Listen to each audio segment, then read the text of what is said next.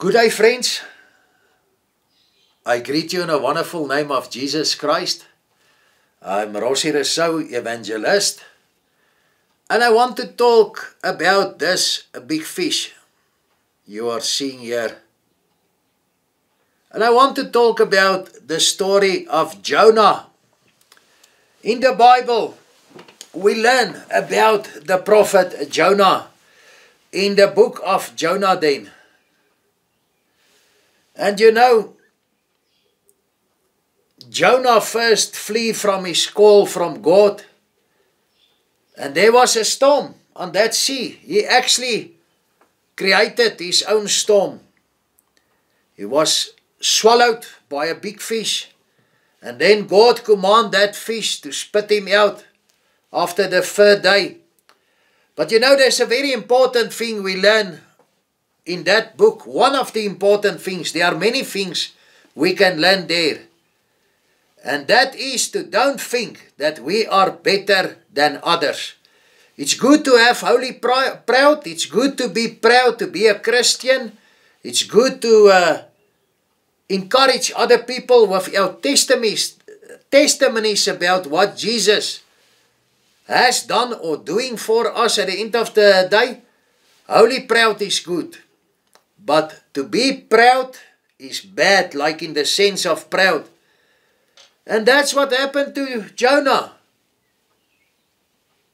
He couldn't believe that God saved Assyrians that repented. They fasted, they repented, and God saved them from his wrath. And Jonah couldn't believe it. And what do we learn from that lesson there? God's grace is for every race. We should never think that we are better than others. And we learn that in the Holy Bible also. In Luke 18, I'm going to read for you in the Holy Bible, verse 13 and verse 14. But before I read here, I just want to tell you, we see in verse 11 and verse 12, there was a Pharisee busy with religion, religious duties and stuff, and thinking that he's better than others then at the end of the day, living with self-righteous proud. I read for you verse 13 then. And the tax collector, standing afar off, would not so much as raise his eyes to heaven, but beat his breast, saying, God, be merciful to me, a sinner.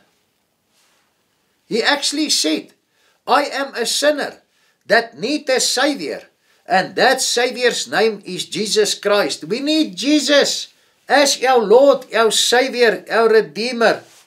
And then we read in verse 14, I tell you that this man went down to his house justified rather than the other. That self-righteous Pharisee.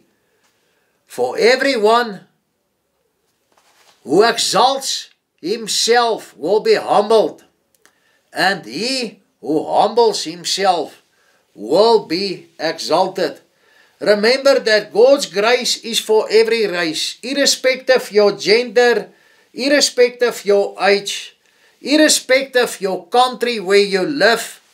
You can come to Jesus Christ and accept Jesus with faith as your Lord, your Savior, your Redeemer. You will receive the Holy Spirit. The Holy Spirit will transform your life. God's winds, His winds of His change, the wind of His change, the Holy Spirit, the power of the Holy Spirit. Let's pray again. Heavenly Father, dear Lord God, in the Amplified Bible, you teach us in Matthew 5 verse 3, the 2015 edition. Blessed, happy to be admired, prosperous are those poor in spirit. Those who regard themselves as insignificant, those who avoid themselves from spiritual pride, because the kingdom of heaven is theirs, both now and forever. Help us to be humble, not to think that we are better than others. We pray that your will be done. In Jesus' name, amen.